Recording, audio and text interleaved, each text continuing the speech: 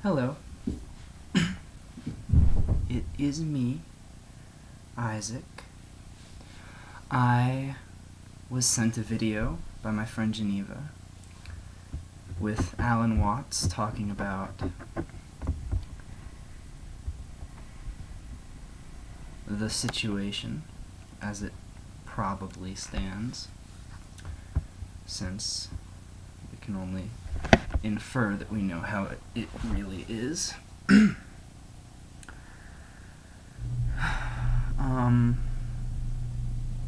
I guess I'm making this to denote a new direction or idea that I had after I watched that for what this YouTube channel is going to be to me.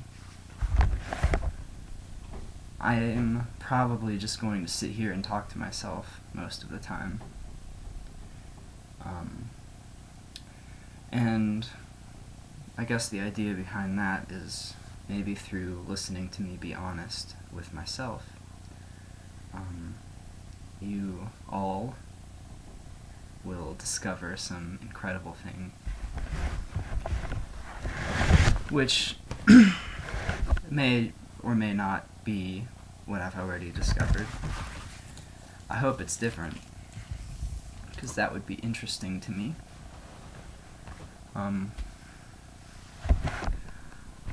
So, a couple things that's the new direction that I'm going to take is going to entail is I'm probably not going to be my bright, cheerful self, because most of the reason that I do that is because I wish to see a world that is bright and cheerful, because bright and cheerful make me feel good.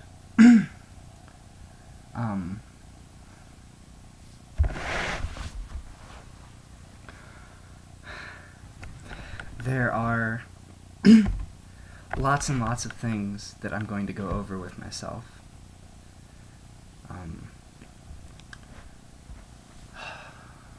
And right now I'm thinking about how to start just talking to myself. Because I know that I'm always just talking to myself. And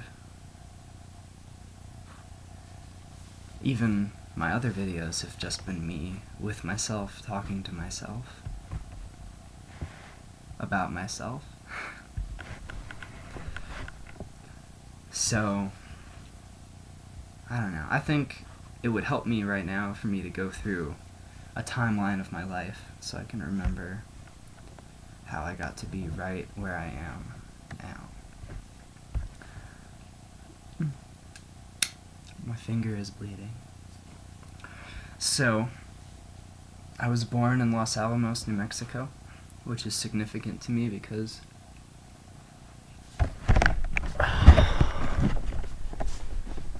people invented the atomic bomb there.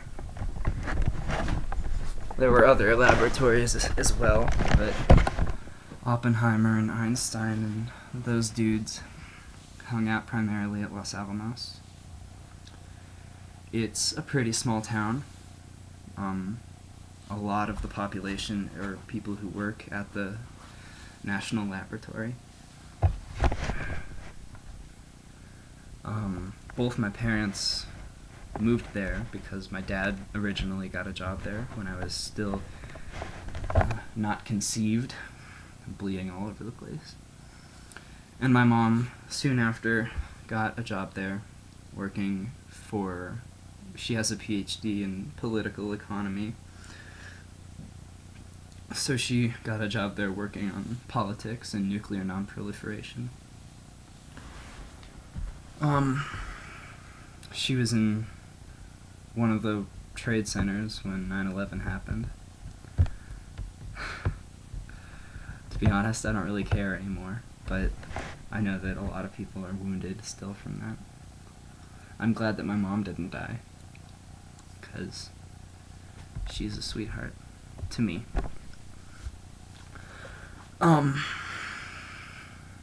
My dad has a PhD, I believe, in mechanical engineering, but he might have it in optical physics.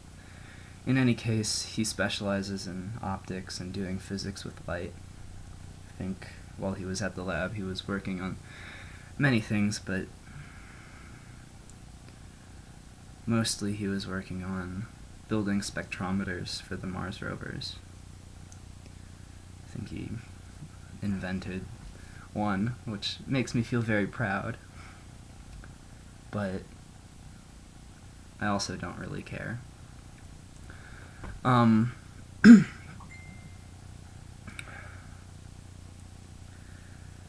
So I was born there, and I don't really remember living there at all, except for this one memory of driving to daycare. I was probably 3, because I would assume that that's when I would have the most capability of memory. And the memory is just a long straight road, and at the end of the road there's a building with a yard that has play structures and toys in it. And I really like the yard, and I'm sort of tired, but excited to go there, because I'm looking forward to the yard. So, I believe in the year 2000, there was a fire in Los Alamos called Cerro Grande Fire, and it burnt down a lot of houses and very many more trees. It burnt down my neighbor's house, and I think the story was that we sold them our house, and then we moved to Santa Fe, New Mexico, which is where I was a child, where I grew up. We ended up in a house that was in a valley called Chupadero Village, was in the valley. It was near Tesuque, which was near Santa Fe. We went to Santa Fe for school and groceries, and it was essentially the city that we really lived in or relied on resources for. But we lived around half an hour outside of it, so I'm sure we spent lots and lots of money on gas. I'm a long-winded person. No, I'm not. I can be long-winded, and probably will be on this channel, because I like listening to myself talk, because it makes it less overwhelming. There's a notification on my computer that I'm trying to get rid of, but I'm not gonna worry about that out of courtesy for myself, who is watching this. So I lived for 10 years in Santa Fe, and when I was at home, I learned that I loved to create and build things and learn things about how to do that better. And I also loved to fight, because I started watching anime when I was young, and the fight scenes contained such power and speed and precision that I got off on that as a kid. And also became very good at hand-to-hand combat and sword fighting and stuff. At least good according to my own standards. I'm sure there are plenty of people on Earth who would disagree. This thing is pissing me off. Let's see.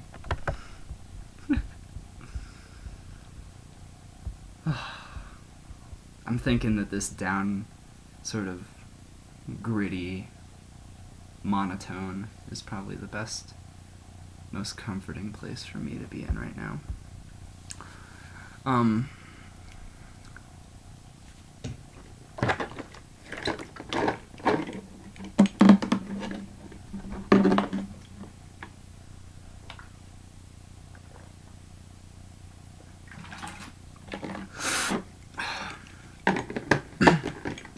Then I moved to Albuquerque for high school, the first 2 years of high school. And going through elementary school, of course, I had lots and lots of experiences. all of which I held on to and then let go of, so they have a pretty small impact on where I am now. Although, I really did enjoy learning a lot of things in elementary school and in middle school about science and mathematics and history. Because it feels good to have everyone around you saying that just by doing this thing you'll come to a place of understanding, finish being a child and be an adult who is functional and safe. And anyway, that's why I liked learning, and that has certainly stuck with me, at least to a point. Sort of recognize that as not being the whole story, even as I'm saying it. So I moved to Albuquerque, and I made lots and lots of friends, and then I left with my mother to live in Fort Collins, Colorado, which is where I'm sitting right now.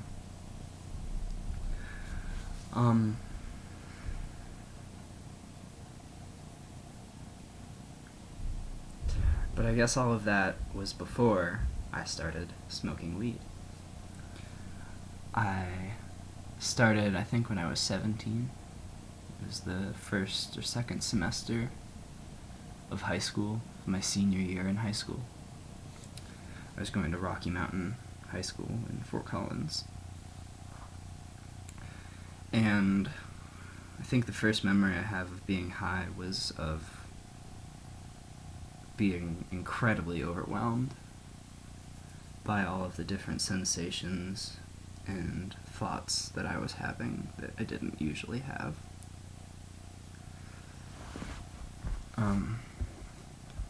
So I eventually started buying my own weed and became addicted to it.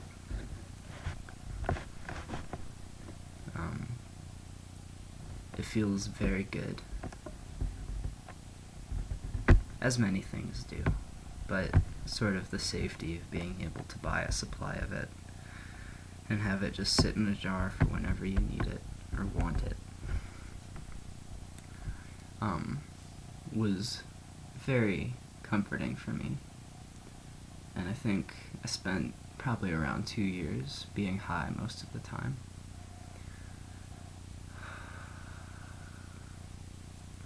I still sort of look back on that fondly. I don't smoke weed anymore. I quit like a month or 2 ago. And I've smoked it 1 or 2 times since then. I just haven't bought any, so I haven't really had the chance to become re-addicted to it. In the place that I'm currently at, I think that addiction only exists while you're either thinking about feeding it or actually feeding it. Because if you're not thinking about it or doing it, then what makes you addicted at that moment?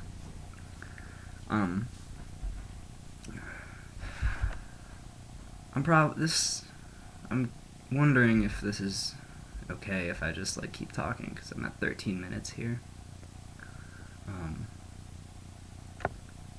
I recognize that I, as in you, have a short attention span, given the world that we were all raised in, or created, which is very fast-paced.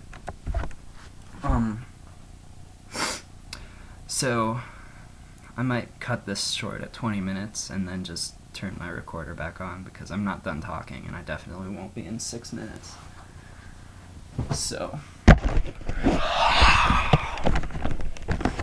yeah, but for all of those of you who are still deeply ingrained in your lifestyle, you can do this in 20-minute increments if you've decided to do this, which I'm pretty sure most of you won't. So, in high school, I acquired some magic mushrooms, and it was very intriguing to me. I've always had a science-trusting mind, probably because my dad was a scientist and the American society was built off of science and other things, but that is the most trustworthy of the things that American society was built off of. So, I suppose I very much admire science, even though it's a very futile idea. So my first experiences with psychedelics were with magic mushrooms. I believe at one point I bought 2 tabs of acid and they were like dropped on some Altoids. And took them alone in my basement, and I pretty much just had a really hard time controlling the temperature of my body, which is funny because I'm sort of chilly now. But I also remember being so deeply focused on this like article that I would have never read were I sober, that I basically just kept reading it for the entire night. And then I finally pulled my brain out of the computer and went into my shower, which was very nice. It's a nice shower. And I think I smoked a cigarette in the shower, which I probably just did because I can. I actually don't smoke cigarettes. I did for like one summer. It was either the summer after that happened or the summer before that happened. I think I only bought like 2 or 3 packs in my life. And I don't like how they taste, so addiction to cigarettes is something I don't have personal experience with, but I certainly understand why a lot of you are in love with them. So that happened, and then I met this cool guy. I met this guy named Tater, named Kyle, who named himself Tater after that, because he could. I'm gonna turn on this little tower heater that I have in my room because I love it, because it warms me up. And as I have mentioned before, I'm chilly. I don't know if I'm chilly because I'm nervous about where my current state of mind is, or or because it's actually cold in here. It feels sort of like the shivers that you get when you're on acid, which I have done since then and had very different results.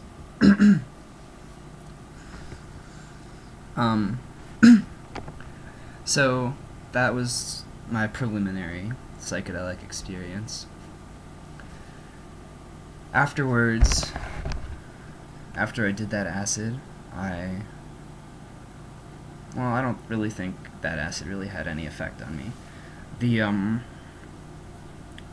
weed had a big effect on me. It broke down some of my deeply, deeply held beliefs. Look at me judging myself. It broke down some of my beliefs, which caused me to begin distrusting our society. As before, I had believed that it was founded on very concrete principles that were widely accepted and held as true, like the Constitution and rule of law based off of science rather than opinion. And I very quickly realized that that was not the way things really are here. At least not, there are places and things that are that way, but they're not absolutely that way. And so therefore, how can we really trust them? So that was the beginning of my spiritual awakening. And it's 20 minutes now, so I'm going to pause this and then turn it back on and keep talking.